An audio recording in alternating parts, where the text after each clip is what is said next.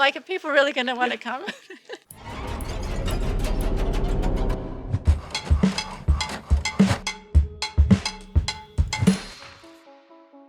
I'm Tiffany. I'm a ghost tour guide here at the quarantine station in Manly at North Head.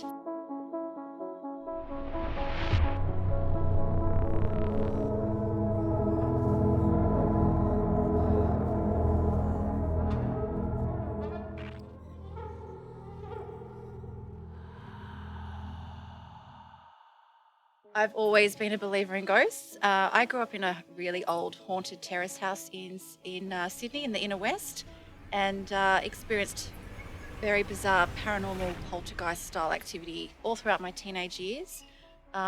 Things that I can't comprehend to this day. So as a result, I'm absolutely 100% a believer.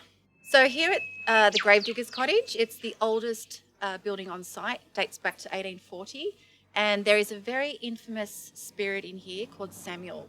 Now, we believe he may be one of the gravediggers, and he is not a friendly spirit at all. He doesn't like visitors. My personal experience with him, I've been prodded in the side. I have seen a chair scrape and drag itself across the dining room about 15 centimetres. I've heard things actually pick themselves up and throw themselves across the room. And I've just got some photos that show hooded figures and one that looks like a claw reaching across the dining room table. It's very rare that I'll get scared on a tour. For me, this is an adrenaline rush. For me, it's not work. It's like being a kid in a candy store, especially in this cottage right here. In the middle of winter, when we have to do a solo site check by ourselves, checking out all the buildings, when it's very dark, that can be a bit unnerving.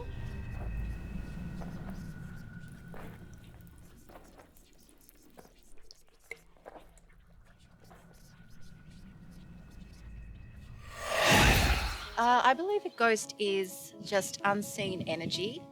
That's sort of the $6 million question. We still don't know. So being here is, I wanted to find a group of like-minded people who wanted to find the science behind a question like that. And being here so often through the week, we're still trying to find the answer.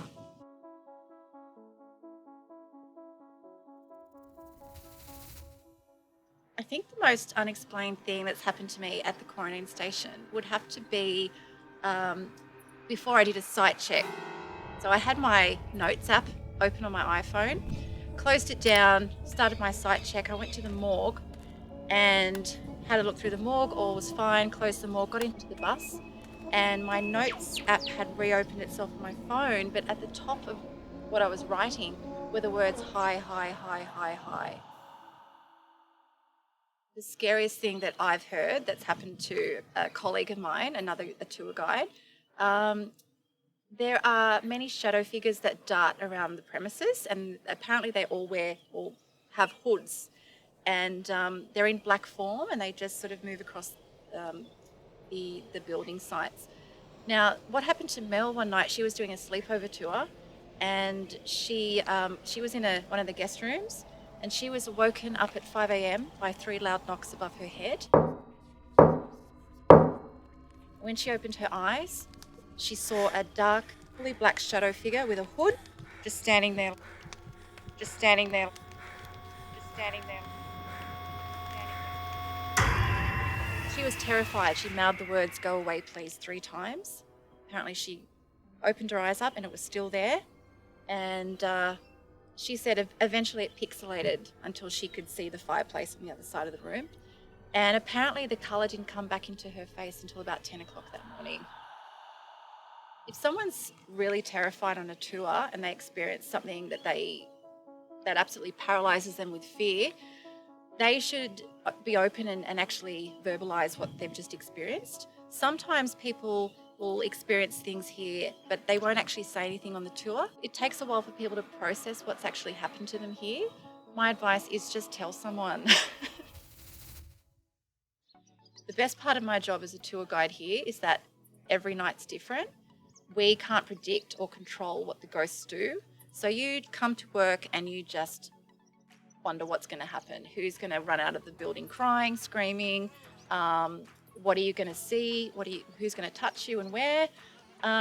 It's just an absolute adrenaline rush. It's a thrill, and it's sort of like playing Russian roulette. You just don't know what's going to happen to you and when.